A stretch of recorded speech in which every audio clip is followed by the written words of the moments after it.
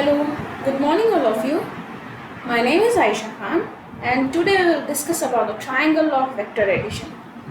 So in a last lecture we have studied about parallelogram and we have solved some question also on it.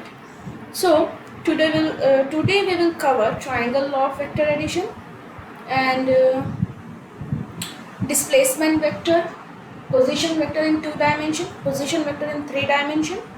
Okay. An angle between the two vector also. So what is this? What is the triangle law of vector addition? Triangle law of vector addition says that if two vectors acting on a particle at the same time are represented in magnitude and the direction by the two sides of the triangle taken in a same order. Please remember, taken in a same order.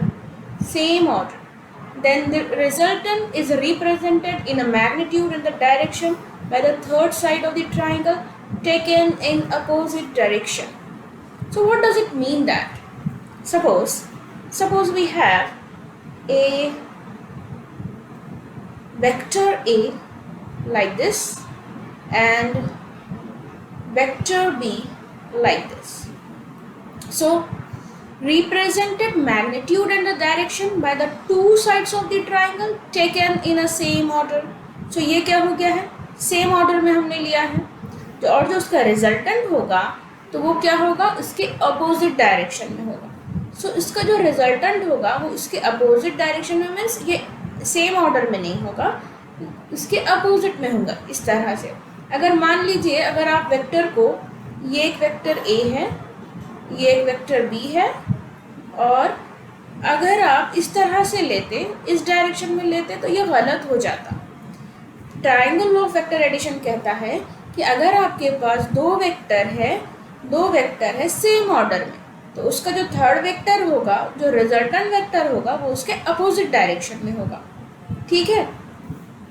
Suppose I have a randomly one vector like this, vector A and vector B.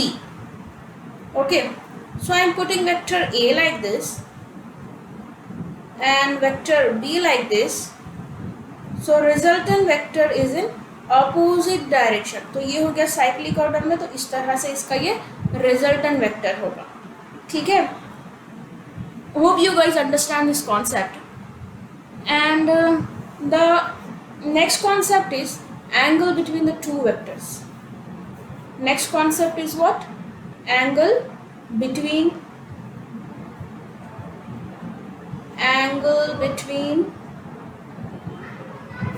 two vectors is a very important concept.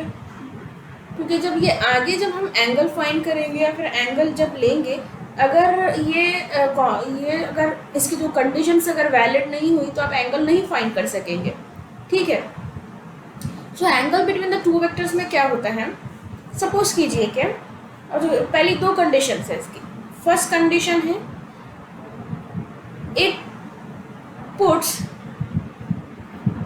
या फिर two vector puts tail to tail. जो भी दो vector दिए जाएंगे उनके tell से tell मिलना जरूरी है. Second one is choose smaller angle. Okay. पहली कंडीशन है कि इसके टेल से टेल मिलना चाहिए और सेकेंड कंडीशन है कि आप उसमें से स्मॉलर एंगल को चूज कीजिए. अब देखिए इसे हम कैसे देखते हैं. सपोज कीजिए ये है हमारे पास वेक्टर ए एंड ये है हमारे पास वेक्टर बी. ओके. दोनों में सपोज कीजिए कि एंगल है हमारा 120 डिग्री. सो कभी भी तो पहली तो कंडीशन क्या दिया है, it puts tail to tail. क्या ये वैलिड हो रही है? ये यहाँ इसका हेड है और वेक्टर ए का हेड यहाँ पर है और उसी से क्या हो रहा है, वेक्टर बी का टेल शुरू हो रहा है. तो पहली कंडीशन तो इसमें वैलिड नहीं हुई. अगर इस तरह की कंडीशंस आ रही है तो आपको क्या करना होगा, वेक्टर को शिफ्ट करना होगा. वेक्टर शिफ्टिंग हम ऑलरेडी बता चुके हैं. ठीक है. तो वेक्टर को शिफ्ट करना होगा, तो हम कैसे करेंगे? ये वेक्टर बी को हमने एज इट इज़ रखा, vector B as it is, और ये जो वेक्टर है हमने इसको ऐसे सामने शिफ्ट कर लिया, तो ये कैसा बन जाएगा? ये 60 डिग्री एंगल का। तो यहाँ पर हम इसको क्लियरली बता देते हैं, वेक्टर ए है, ये हो जाएगा 60 डिग्री का।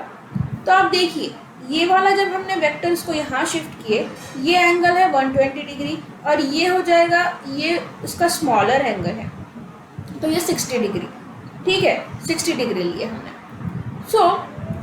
तो यहाँ पर ये कंडीशन वैलिड हो रही है कि ये जब हमने वेक्टर ए को यहाँ शिफ्ट किए, ये वेक्टर ए को यहाँ शिफ्ट किए, तो ये बी का हेड, बी का टेल ये हो गया और ए का भी टेल ये हो गया, तो पहली कंडीशन हमारी वैलिड हो गई। And the second one is smaller angle choose करना है। जब ये एंगल था तब ये 120 डिग्री का था, और ये एंगल कितना है? 60 डिग्री का, यानी ये इससे तो कम है। So this one is A correct option, ठीक है। So first, and whenever you find angle between the two vectors, you have to see that, first check that the angle two vectors must be put tail to tail, and the second one is choose a smaller angle between them. Okay, so we will see the next concept is, hope you guys understand the angle between the two vector also. Next concept हम ले रहे हैं, very important, that position vector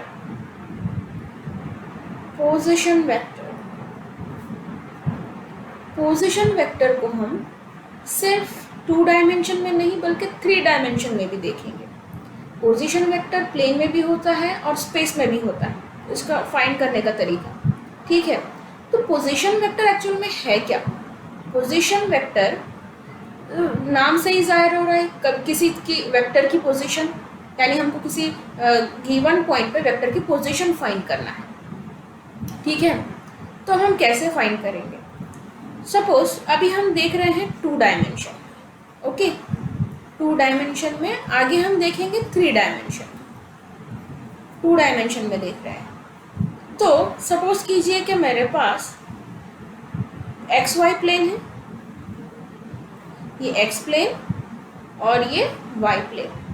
बहुत important concept है, पूरे concentrate से देखिएगा।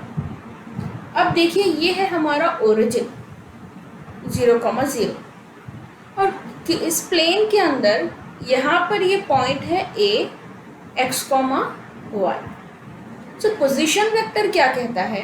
Position vector कहता है अगर आपको किसी पॉइंट पर उस पॉइंट का पोजीशन वेक्टर फाइंड करना है, तो आप क्या कीजिए, स्टार्ट कीजिए from the origin and move towards the given point, okay, and moves towards the given point. सबसे पहले क्या करना है, जो भी इंटरसेक्ट कर, जो भी ओरिजिन है, जैसा कि यहाँ पर एक्स एक्सिस है और ये वाई एक्सिस है, तो यहाँ पर क्या हो रहा है, ये दोनों इंटरसेक्ट कर रहे हैं, इसका मतलब यही इसका क्या हो गया, ओरिजिन हो गया है। अगर ये इसका ओरिजिन हो गया है, तो पोजीशन वेक्टर ये कहता है कि अगर आपको position vector in any point find करना है, तो आप क्या कीजिए, स्टार्ट कीजिए कहाँ से, ओरिजिन से, and move towards the given point. जो भी पॉइंट गिवन होगा, जिस पर भी आपको उसका पोजीशन वेक्टर फाइंड करना होगा, तो आप उसकी तरफ मूव कीजिए, ठीक है। तो ये हमारा हो गया है पोजीशन वेक्टर, जिसको हम आर से डिनोट करते हैं, ठीक है। So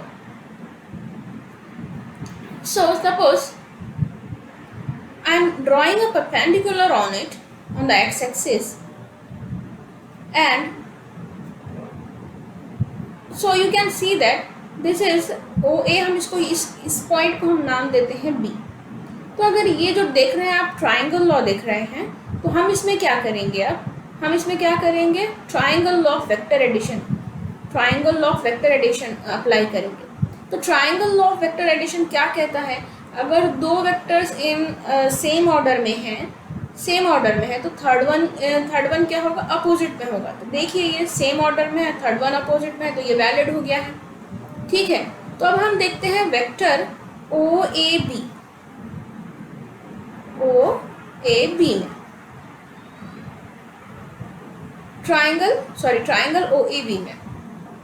So I can write here OA vector plus OB vector is equals to, AB vector, not OB, AB vector is equals to OB vector.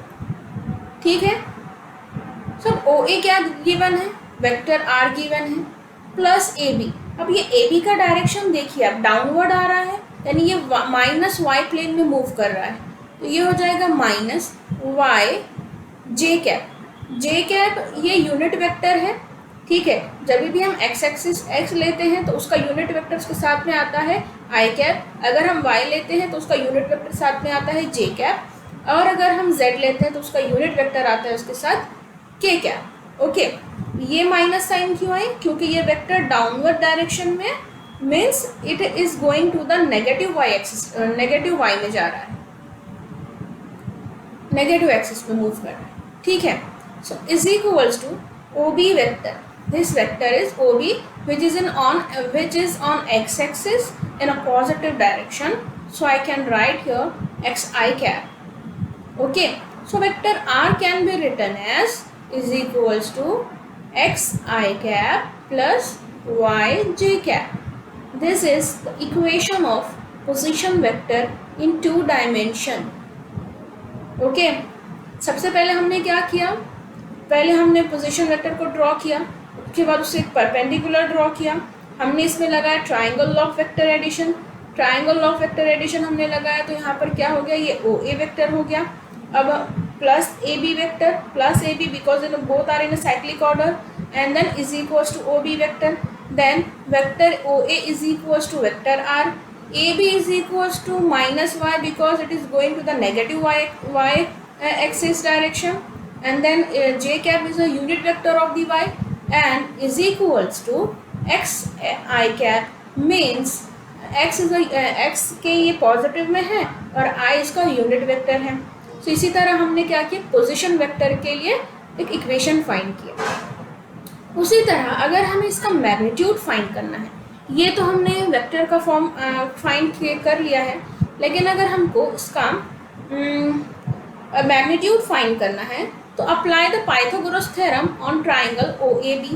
तो क्या हो जाएगा, ये OA square is equals to OA square is equals to OB square plus AB square.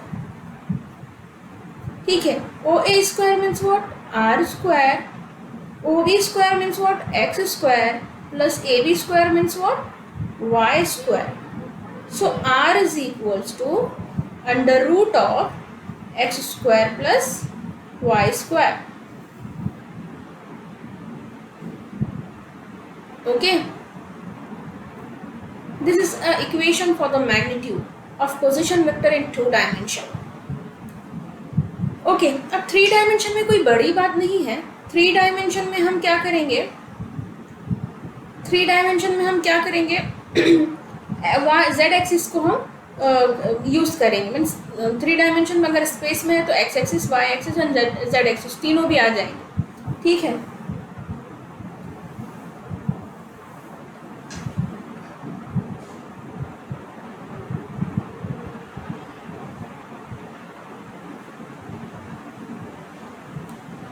So we will see about 3 dimension.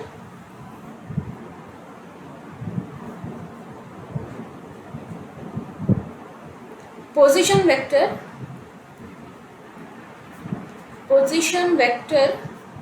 in 3 dimension.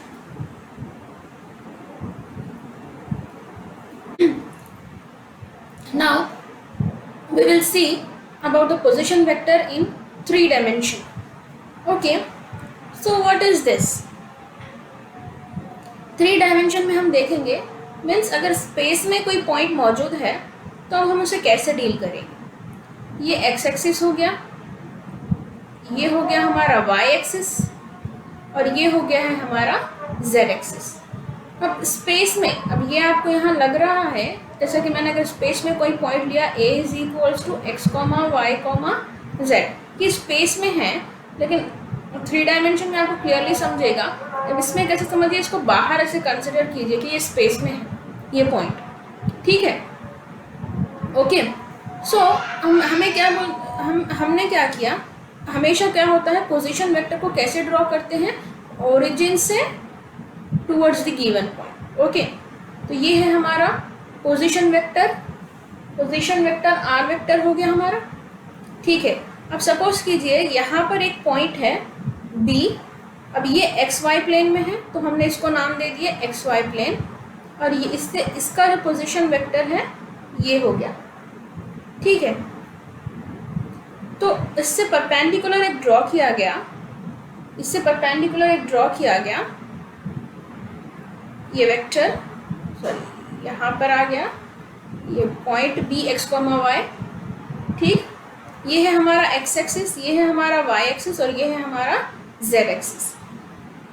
अगर आप देखेंगे कि यहाँ पर ये जो जेड एक्सिस है इस लाइन के पैरेलल है, तो अगर ये जेड है तो यहाँ पर हमने जेड लिखे, ये एक्स एक्सिस, ये जो लाइन है वो एक्स एक्सिस के पैरेलल है, तो ये एक्स आ गया, ठीक है। और अगर इसको हम थोड़ा एक्सटेंड करेंगे, ये जो अगर y है तो ये जो वाली लाइन इसके जो पैरेलल होगी ये लाइन होगी y की, ठीक है, ये y। सो इसे हम दे देते हैं जहाँ ये इंटरसेक्ट कर रहा है पॉइंट C, ये ओरिजिन O। तो हम देखेंगे अभी, अगर हम देखेंगे B पॉइंट को अगर हम लिखने की कोशिश करें तो ये वेक्टर OB को हम कैसे लिख सकते हैं, vector OB is equals to, हम लिख सकते हैं X I cap plus Y J cap, ठीक है, X I cap plus Y J cap. Now will see in a triangle OAB में हम देखेंगे, तो OAB में हम क्या देखते हैं, applying the vector law, triangle law OAB में अप्लाई करेंगे, triangle law of vector addition. So I can write that OA vector plus AB vector is equals to OB vector, ठीक है। So what is OA vector? OA vector is nothing but R vector। अब AB को हम कैसे लिख सकते हैं, ये Z है तो ये minus ZK cap because it's going downward direction, और OB को हम क्या लिखेंगे, यहाँ पर है XI cap plus YJ cap. So vector R is equals to XI cap plus YJ cap plus ZK cap. So it is the equation for position vector in 3 dimension, और you can say the space. Okay, so हमने शुरू में क्या किया, पहले हमने 3 dimension के लिए एक्स एक्सिस, वाई एक्सिस और जेड एक्सिस ड्रॉ किया। उसमें हमने एक पॉइंट हमारा था A of X comma Y comma Z, ठीक है, उससे हमने एक पोजीशन वेक्टर को ड्रॉ किया।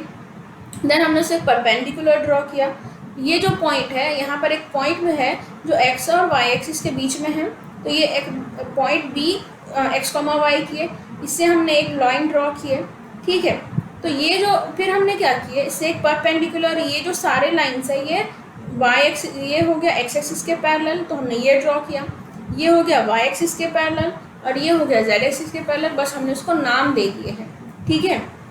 फिर हमने इसमें ट्राइंगल ऑफ वेक्टर एडिशन को अप्लाई किया। ट्राइंगल ऑफ वेक्टर एडिशन क्या कहता है, that is vector OA plus vector AB is equals to vector OB। So हमने सारे वैल्यूज पुट किए और हमने फाइंड किया वेक्टर R की पोजीशन वेक्टर की equation. Okay, now we will see the magnitude. अभी तो हमने देख लिया है कि ये क्या चीज़ है, हमने वेक्टर की इक्वेशन देख ली, अभी हम क्या करेंगे, मैग्नीट्यूड के बारे में देखेंगे। ओके, अगेन मैग्नीट्यूड को हम कैसे फाइंड करते हैं, मैग्नीट्यूड देखना है, वही हो जाएगा, क्या हो जाएगा, vector OA square Pythagoras apply किए is equals to OB square plus AB square, ठीक है। वेक्टर OA क्या बोल रहा है, R square is equals to, O B का क्या कहना है, ओ बी क्या है हमारा X square plus Y square है, और ए बी क्या है हमारा प्लस जेड स्क्वायर है। So vector R is equals to under root of X square plus Y square plus Z square. This is the final equation for vector position vector in 3 dimension for the magnitude.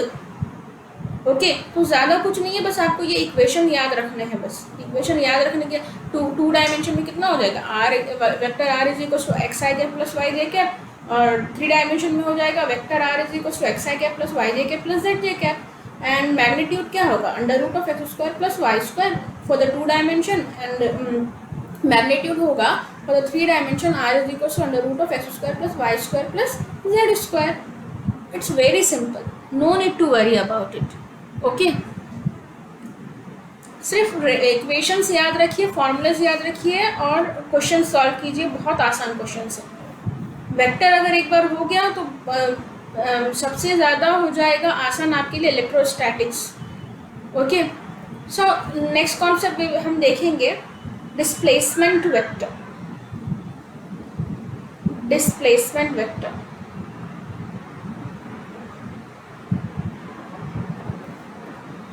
सबसे पहले तो displacement क्या है। Displacement होता है shortest distance between the 2 points. जैसा कि अगर मान लीजिए if I am travelling from A to B, अगर मैंने ए से बी को ट्रैवल किया and then I move to B to A again, ठीक है, बी टू ए मैंने, तो इसका जो डिस्प्लेसमेंट हो जाएगा वो 0 हो जाएगा, क्योंकि मैंने ये समझो ये 5 मीटर चला और मैंने फिर से अपोजिट डायरेक्शन में 5 मीटर चला, तो इसके जो डिस्प्लेसमेंट होगा वो 0 होगा। डिस्प्लेसमेंट क्या है, एक वेक्टर क्वांटिटी है, वेक्टर क्वांटिटी है जिसके अंदर डायरेक्शन मैटर करता है, और उसके साथ अगर हम डायरेक्शन ले रहे हैं तो उसके साथ उसकी साइन भी लेना होगा, ठीक है, that is a displacement vector. तो डिस्प्लेसमेंट वेक्टर को और डिटेल में हम नेक्स्ट चैप्टर में पढ़ेंगे, दैट इज काइनेमेटिक्स में पढ़ेंगे। ओके, सो अभी इतना याद रखना है, displacement vector the shortest path between the 2 points. Okay,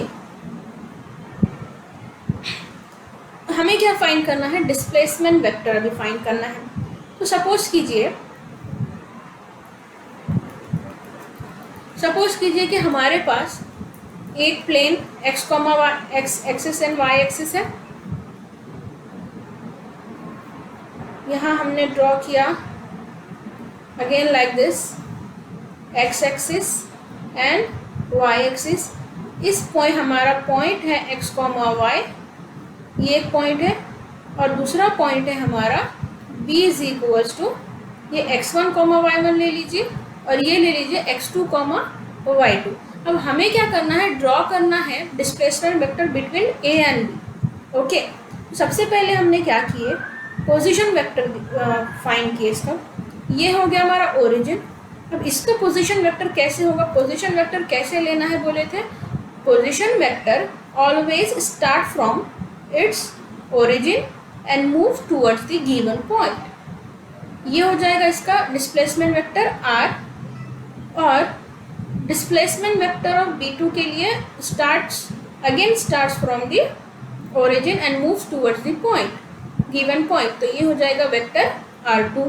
अब हमें क्या करना है, इसका वेक्टर a और b के दरमियान में हमको क्या करना है, एक डिस्प्लेसमेंट वेक्टर ड्रॉ करना है। तो ये हो जाएगा इसका डिस्प्लेसमेंट वेक्टर, ठीक है, ये हो जाएगा इसका डिस्प्लेसमेंट वेक्टर।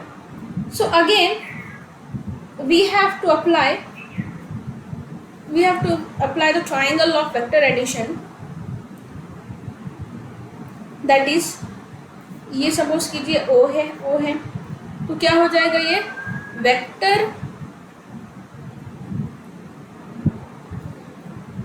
ये हो जाएगा OA vector plus AB vector is equals to OB vector.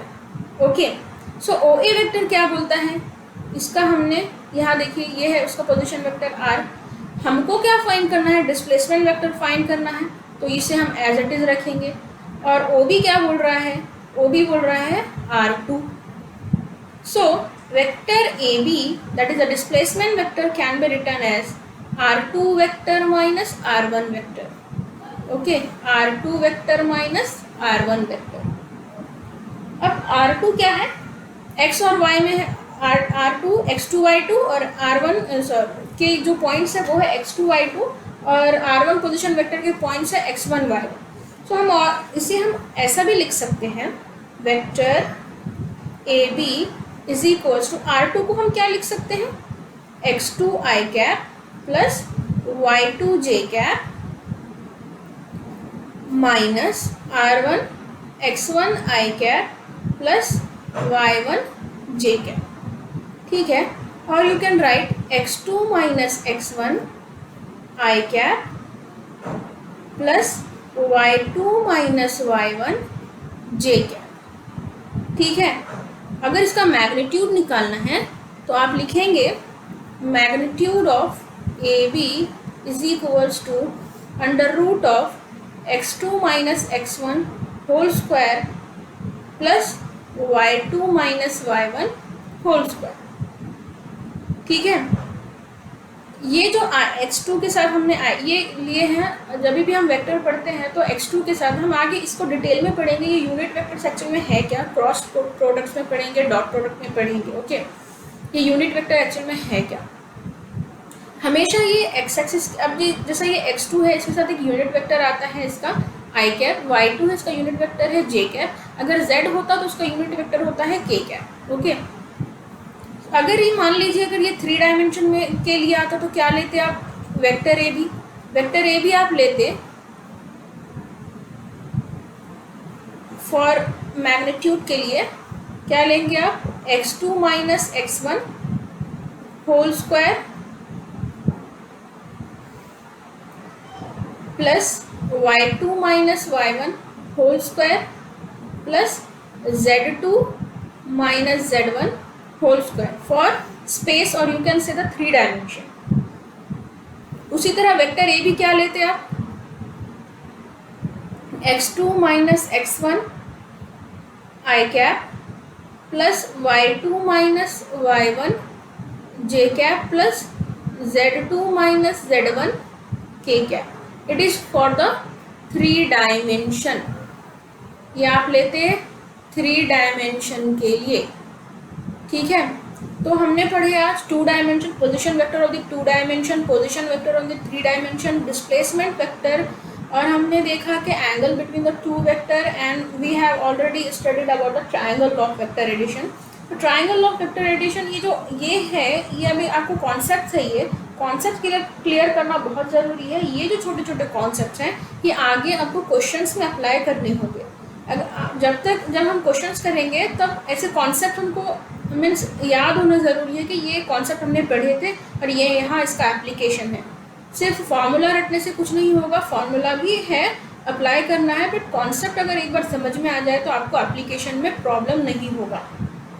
So today we will stop here, and in a next lecture we will discuss about polygon law and polygon law of vector addition.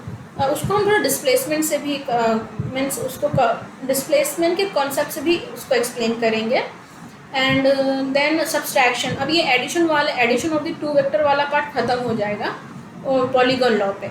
Then we will discuss about the subtraction of the 2 vector, and then we will do some questions on it. Addition of the 2 vector and the subtraction of the 2 vector resolution we will discuss in a next lecture. Okay, so thank you so much